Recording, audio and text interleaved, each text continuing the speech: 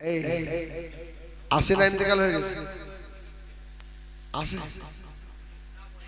ইন্না লিল্লাহি ওয়া ইন্না ইলাইহি বাবা এই তো দুনিয়া কি এই তো দুনিয়া আল্লাহ যদি হায়াতে থাকে আল্লাহ তাকে শেফা করুক হায়াত দারাজ করবেন আল্লাহুম্মা আমিন হ্যাঁ সকলে বসেন বাবা ভাইয়েরা সোনা মানিকেরা নবী আমার দিন দুনিয়ার বাদশা হাবিবুল্লাহ জনাবে মুহাম্মদুর রাসূলুল্লাহ সাল্লাল্লাহু আলাইহি ওয়াসাল্লাম নবী আমার জিহাদের ময়দানে চলে গেলেন আল্লাহ নবী সাল্লাল্লাহু নবীর আসহাবে কিরামেরা রয়েছে সাহাবীরা কোনদিন চিন্তা করে না বাড়িতে বিবি বাচ্চা রেখে গেলাম এই বিবি বাচ্চাগুলোকে কে এদেরকে খাওয়াবে সাহাবীদের চিন্তা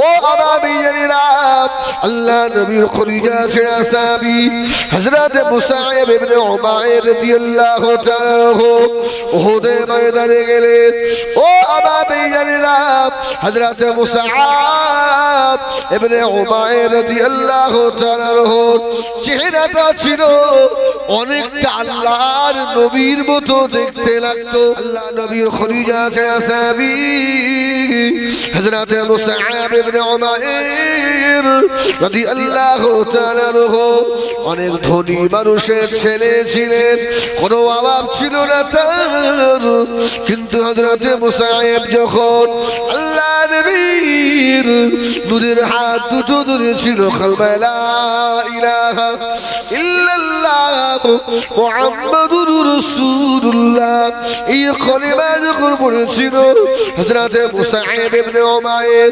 রাদিয়াল্লাহু তাআলা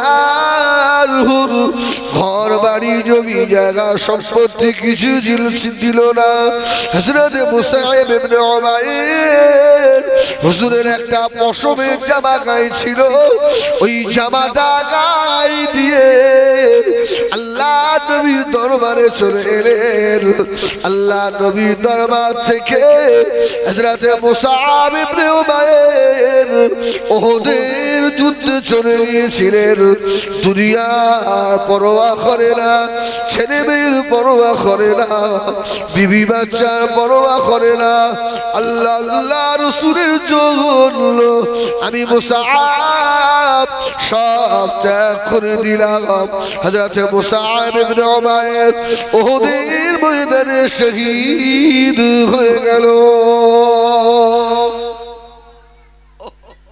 খবর চলে এলো ইয়া রাসূলুল্লাহ হযরত মুসাইব ইবনে উমাইর শহীদ হয়ে গেছে আর বেঈমানরা তো तमाम উহুদের ময়দানে আওয়াজ করছে এই আপনার কতিলা মুহাম্মদকে শেষ করে ফেলেছে ও আবাবিরা উহুদের ময়দানে আল্লাহ নবীর সাহাবে কেরামেরা আল্লাহ নবীর কথা একটু অমান্য করার কারণে বেঈমানেরা ঢুকে পড়েছিল আল্লাহ পরিচয় করে দিয়েছিলেন আল্লাহ নবীর 70 জন সাহাবী শহীদ হয়েছিলেন ওর ভিতরে এই ধনী মানুষের ছেলে হযরত মুসাইব ইবনে উমাইর ইনিও ছিলেন যারা শহীদ হয়ে যায় এদেরকে নতুন কোনো কাফন দেওয়া হয় না শহীদদের যে জামা গায়ে দিয়ে শহীদ হয়ে যায় ওই রক্ত মাখা জামা অবস্থায় শহীদদিগকে দাফন করা হয় ময়দানে মাশরে ওই শহীদদের জামা কাপড়গুলো আল্লাহ দরবারে সাক্ষী দেবে ও আবাবে জানেরা সব শহীদদের যখন গোসল দেওয়া চলছিল হযরত মুসাইব ইবনে উমাইর রাদিয়াল্লাহু তাআলা গায়ে একটা মাত্র পশমের জামা যদি মাথার দিকে টেনে দেয় পায়ের দিকে ফাঁকা হয়ে যায় যদি পায়ের দিকে টেনে দেয় মাথার দিকে ফাঁকা হয়ে যায় সাহাবীরা বললেন ইয়া রাসূলুল্লাহ ইয়া হাবিবাল্লাহ হযরত মুসাইব ইবনে উমাইর কে এখন কি করা যাবে? আল্লাহ রাসূল বললেন, সাহাবীরা, আমার মুসাইবের ঈমান, মুসআব ইবনে উমাইরের ঈমান অনেক দামি, বড় বড় ঈমান। জোরে বলুন সুবহানাল্লাহ। বাপ মা ছেলে মেয়ে সব ত্যাগ করে দিয়ে শুধু একটা পশমের জামা গায়ে দিয়ে আমি রাসূলের মহব্বতে, আল্লাহর মহব্বতে, আল্লাহর কোরআনের মহব্বতে এসে জীবন দিয়ে দিয়েছে। আমার মুসআব ইবনে উমাইরের জামাটা মাথার দিকে টেনে দাও আর পায়ের দিকে উহুদের ময়দানের ঘাস দিয়ে ওকে দাফন করে দাও। সুবহানাল্লাহ। ও আলামি জানিনা, আজকে দুনিয়া দুনিয়া করে পাগল, কবরের কথা মনে পড়ে না, মৌতের কথা স্মরণ হয় না, ময়দানে হাসরে আল্লাহ পাকের দরবারে দাঁড়াতে হবে এই কথা মনে পড়ে না। উহুদের ময়দানে আল্লাহ নবীর সাহাবী হযরত জিয়াদ রাদিয়াল্লাহু তাআলা একেবারে শহীদ হওয়ার মতো জানটা শুধু ধুক ধুক করছে। বেঈমানরা মেরেছে, শেষ সময় আমার রাসূল পাকের নজর পড়ে গেল। আমার জিয়াদের অবস্থা দেখে আল্লাহ নবীর খলিজা আছে সাহাবী হযরত জিয়াদ রাদিয়াল্লাহু তাআলা উহুদের ময়দানে একেবারে শেষ সময় শুয়ে শুয়ে কাঁদতে লাগলেন। আল্লাহ, আমি এখনই শাহাদাত বরণ করব, আল্লাহ আমি এখনই শহীদ হয়ে যাব। আল্লাহ, আল্লাহ, এই সময় আমার বিবির কথা আমার মনে পড়ে না, আমার বাচ্চার কথা মনে পড়ে না। আল্লাহ, জীবনের শেষ সময় যদি আমার রাসূলে পাক সাল্লাল্লাহু আলাইহি সাল্লামকে আমি জিয়াদ একবার যদি দেখতে পেতাম, আমার দুনিয়ার সব কষ্ট দূর হয়ে যেত।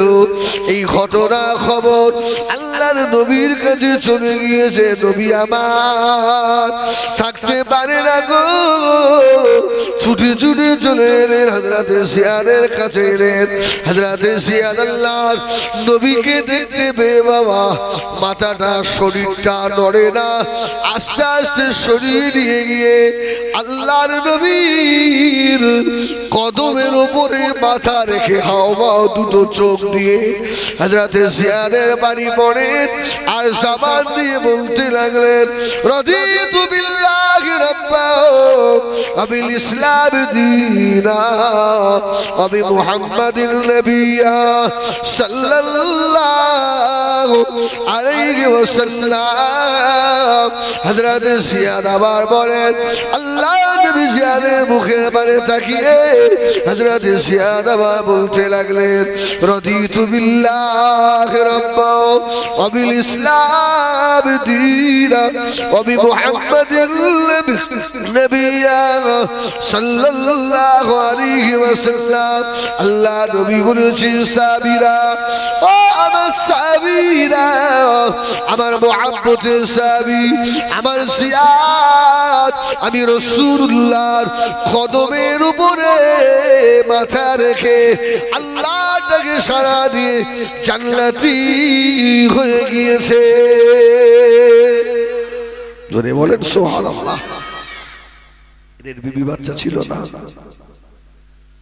এদের ঘর সংসার ছিল না,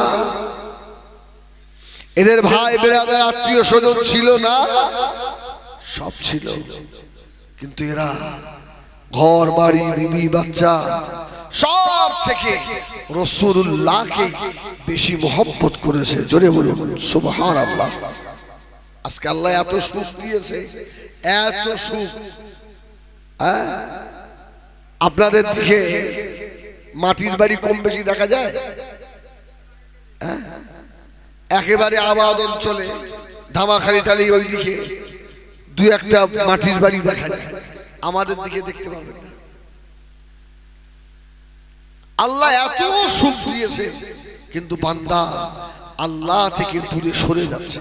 আল্লাহ বলছে, তোরা যখন আমি আল্লাহ আমাকে ভুলে যাবি, আমার রাসূলের সুন্নাত যখন তোদের কাছ থেকে দূরে সরে যাবে, আমি আল্লাহ গায়ের কওমদেরকে তোদের উপরে চাপিয়ে দেব। ভয় হচ্ছে না? হচ্ছে না? হ্যাঁ, হয়তো মুখে অনেকে বলতে পারছে না, তবে ভিতরে কাঁপছে না? কাঁপছে না?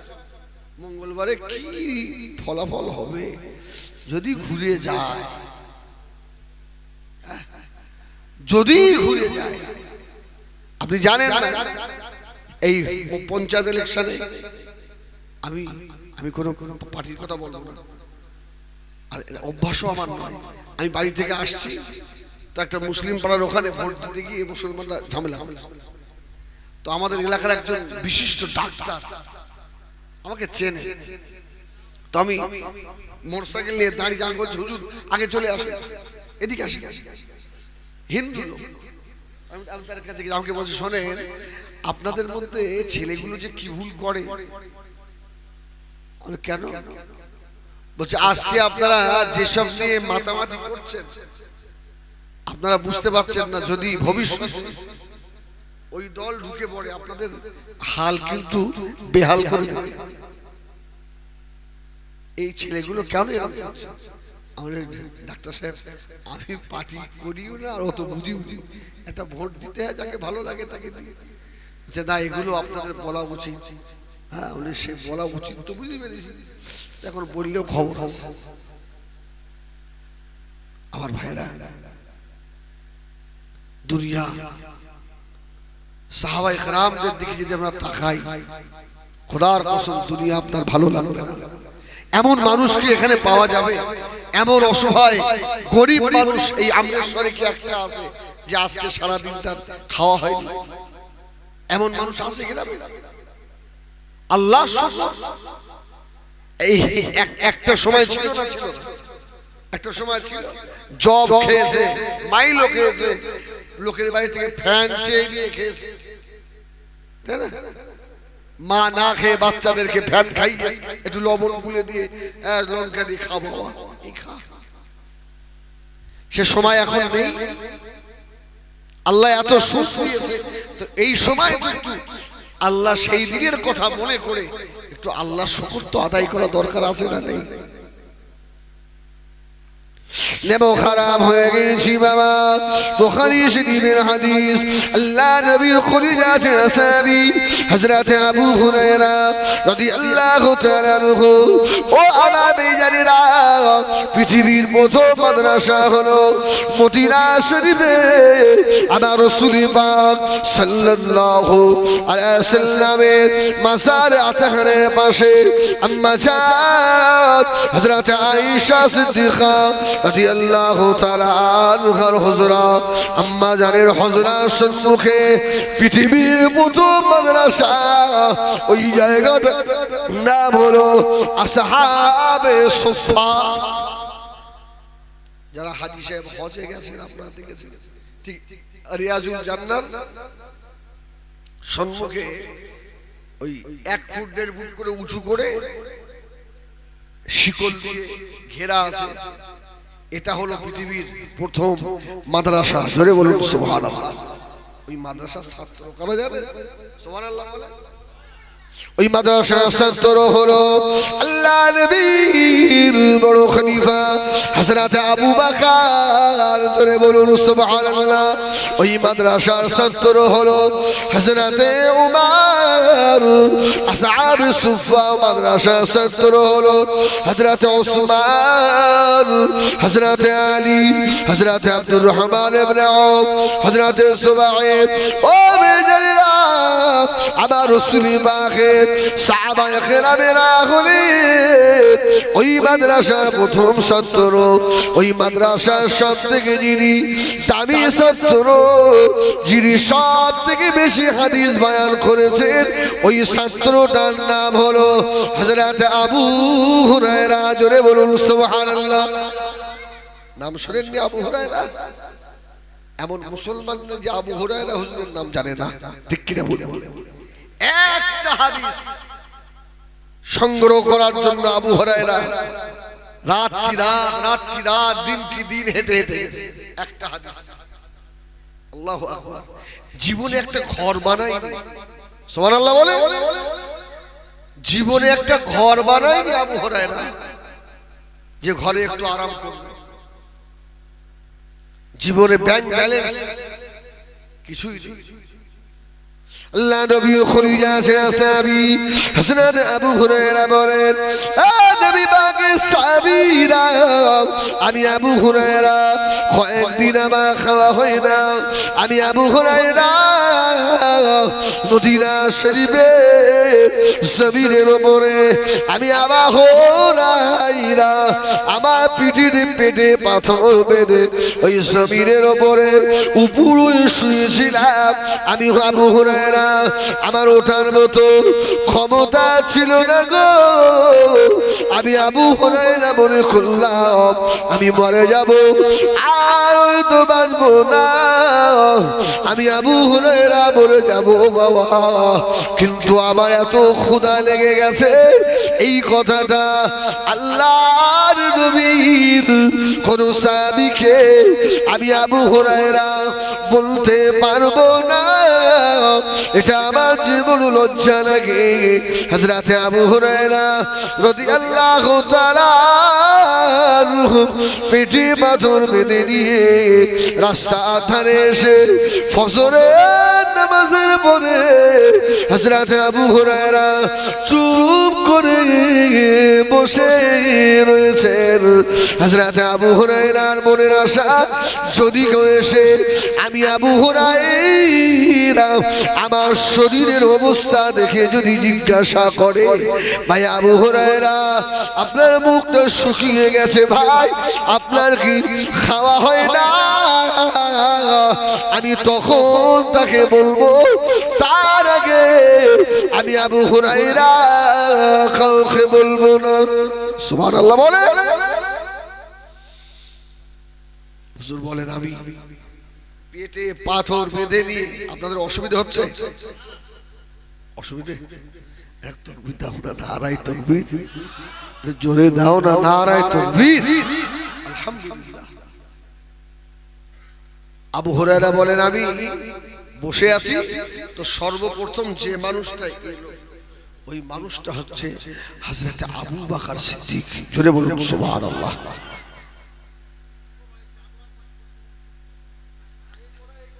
দে দে দে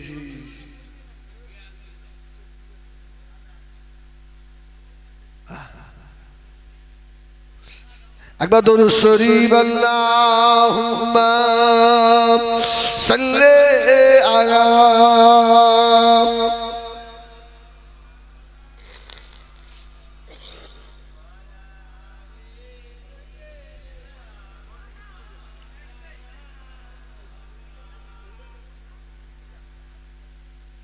ও নবী জানেন হযরত আবু হুরায়রা বলেন আমি আবু হুরায়রা রাস্তায় বসে আছি ক্ষুধা সহ্য করতে পারি না গো সর্বপ্রথমে যে মানুষটা এসেছিল ওই মানুষটা হলো হযরত আবু বকর জোরে বলুন সুবহানাল্লাহ আবু বকর আমাকে দেখে বুঝতে পারে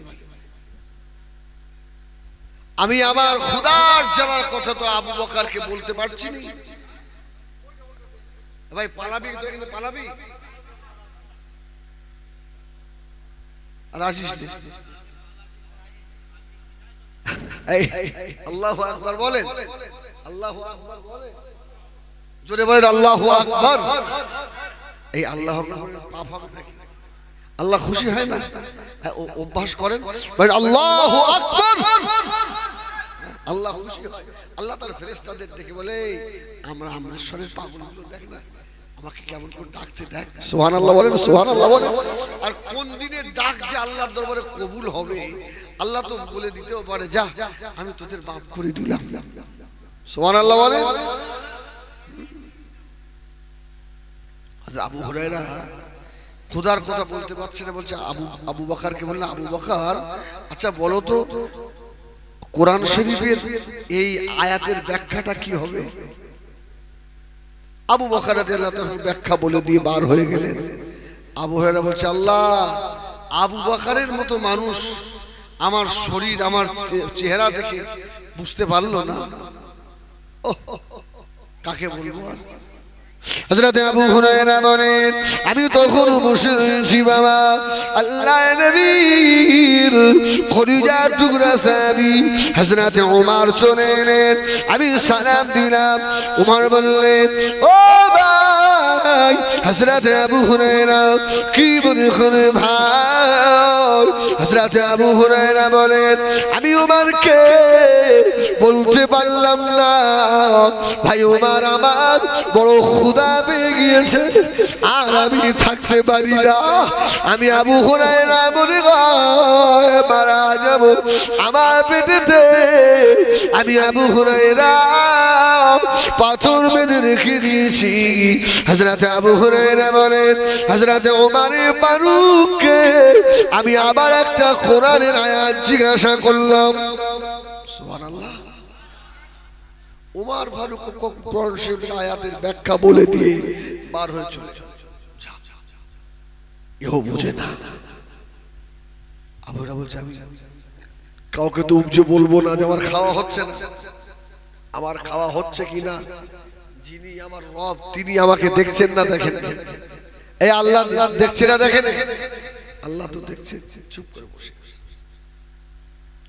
ও আরবিরা শোনা বালিকেরা হাদিস শরীফে এসেছে হযরত আবু হুরায়রা বলেন কিছুক্ষণ পরে রাসূল পাক সাল্লাল্লাহু আলাইহি সাল্লাম রাহমাতাল লিল আলামিন নবী আমার সাহাবীদের এত ভালোবাসে আল্লাহর নবী বার হলেন হযরত আবু হুরায়রা বলেন নবী আমার চেহারা দেখে বুঝতে পেরেছে আবু বকর বুঝতে পারলো না হযরত উমর বুঝতে পারলেন না আল্লাহ নবী আমাকে ডেকে বললেন ও বাবা আবু হুরায়রা মুখটা শুকিয়ে গেছে কেন বাবা হযরত আবু হুরায়রা বলেন এ রাসূলুল্লাহ সাহাবীরা আমি আবু হুরায়রা আমার কলিজা যেন ফিরে যায় আমি আমার রাসূলুল্লাহকে বললাম ইয়া রাসূলুল্লাহকে ইয়া হাবিবাল্লাহ আমি কয়েকদিন না খাওয়া আমি আবু হুরায়রা পেটে বড় ক্ষুধা আমি কাউকে বলতে পারি না নবী গো হযরত আবু বকর চলে গেল আমার কথা বুঝলো না হযরত ওমর চলে গেলেন আমার কথা বুঝলেন না নবী আবার দেখে বলেছিলেন ও আমার সাহাবীরে বাবা আবু হুরায়রা আমি রাসূলুল্লাহ আমার বাড়িতে চলে এসো জোরে বলুন সুবহানাল্লাহ আবু হুরায়রা আমার বাড়ি এসো বাড়ি নিয়ে গেছে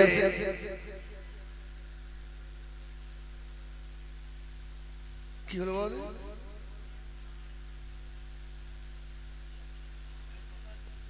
এই বাড়ি নিয়ে গেছে এমন একজন মানুষ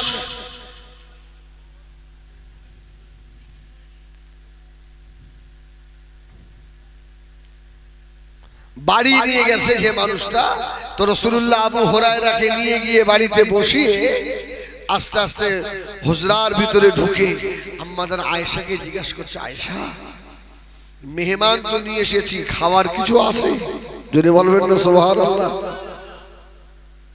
আম্মা জান হযরত আয়েশা সিদ্দিকা রাদিয়াল্লাহু তাআলা আনহা ওই সময় জবাব দিয়েছিলেন ইয়া রাসূলুল্লাহ ইয়া হাবিবাল্লাহ বাড়িতে এমন কিছু খাবার না নবী গো একজন মেয়ে ছেলে এসে আমি আয়েশা আমার কাছে কিছু হাদিয়া দিয়ে গিয়েছে জোরে বলুন সুবহানাল্লাহ হাদিয়াটা কি বলল এক পেয়ালা দুধ জোরে বলুন সুবহানাল্লাহ রাসূল বললেন এ আবু হুরায়রা চলে যাও মদিনায় আমার যে মাদ্রাসা রয়েছে আহলে সুফা বলে আর আসহাবে সুফা বলে। আমার মাদ্রাসার ছাত্রগুলোকে সব ডেকে নিয়ে এসো, জোরে বলুন সুবহানাল্লাহ। এই হযরত আবু হুরায়রা তো শুনলেন যে বাড়িতে হাদিয়ার কি আছে, এক পেয়ালা দুধ। যে রাসূল বললেন আবু হুরায়রা আমার মাদ্রাসার সব ছাত্রগুলোকে ডেকে নিয়ে এসো। 70 থেকে 80 জন সাহাবী, সব সাহাবীরা এসে আল্লাহ রাসূলের ঘরের দরওয়াজার সম্মুখে চুপ করে বসে আছে, জোরে বলুন সুবহানাল্লাহ। আচ্ছা একটু ভাবেন ওই সময়টা কেমন সময় ছিল। রাসূল সাহাবীদের ডাকলেন আর সব সাহাবীরা এসে আমার রাসূলুল্লাহর হুজরার সম্মুখে, জোরে বলবেন না সুবহানাল্লাহ, সব চুপচাপ বসে আছে। নবী আমার দিন দুনিয়ার বাদশাহ হাবিবুল্লাহ জনাবে মুহাম্মদুর রাসূলুল্লাহ সাল্লাল্লাহু আলাইহি ওয়াসাল্লাম নবী আমার হযরত আবু হুরায়রার কাছে ওই দুধের পেয়ালাটা দিলেন। ও আমার সাহাবীরে, বাবা আবু হুরায়রা, আমি রাসূলুল্লাহ বললাম এই দুধ দিয়ে গিয়ে আমার আসহাবে সুফার সমস্ত সাহাবীদের খেতে দাও। সুবহানাল্লাহ। আবু হুরায়রা বলছে সর্বনাশ, রাসূলুল্লাহ আমাকে দাওয়াত দিয়ে নিয়ে এলেন মাত্র এক পেয়ালা দুধ, এ তো এক চুমুক দিলে আমি শেষ করে ফেলবো।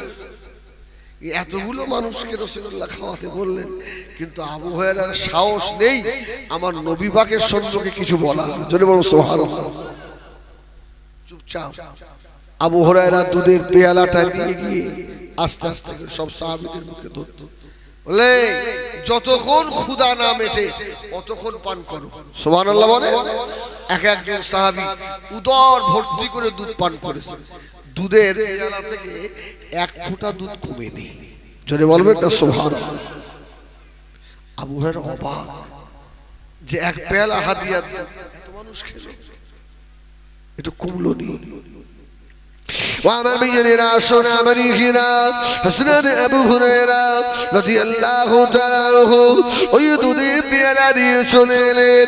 নবী আমার হযরত আবু হুরায়রাকে বলেছিলেন, ও আমার সাহাবীরে, বাবা আবু হুরায়রা এবারে তুমি দুধ পান করো।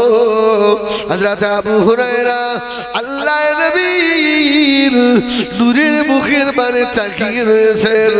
আল্লাহ নবী আবার বললেন, ও সাহাবীরে, আবু হুরায়রা আবার দুধ পান করো। হযরত আবু হুরায়রা আবার বসা। আল্লাহর নবী আবার বললেন, বাবা সাহাবী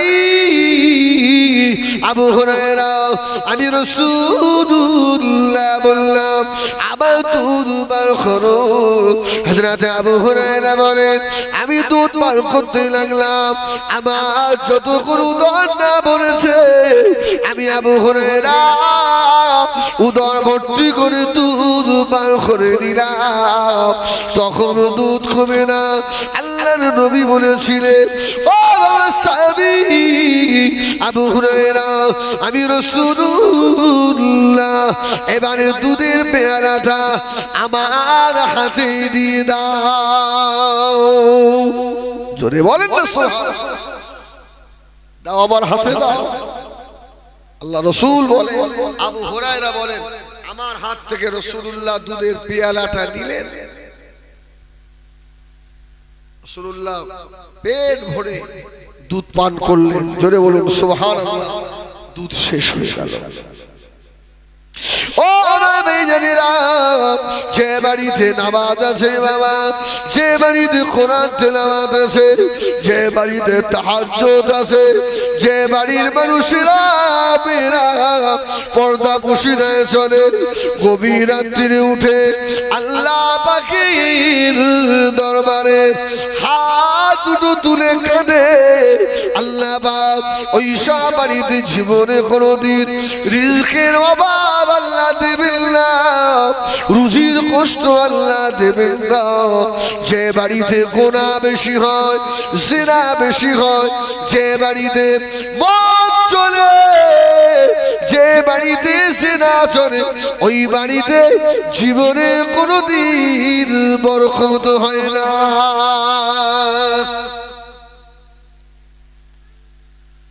আমাদের বাড়িগুলোর ভিতরে আমরা যদি খেয়াল করে দেখি কি হলো বলো তো,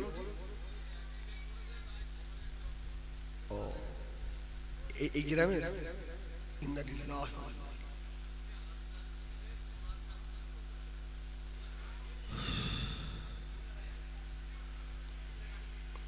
বাবা এই তো দুনিয়া, কি এই তো দুনিয়া। আল্লাহ যদি তার সে যদি হায়াতে থাকে আল্লাহ তাকে শেফা করুক, হায়াত দারাজ করবেন, আল্লাহুম্মা আমিন। সকলে বসেন, দরুদ শরীফ আল্লাহুম্মা।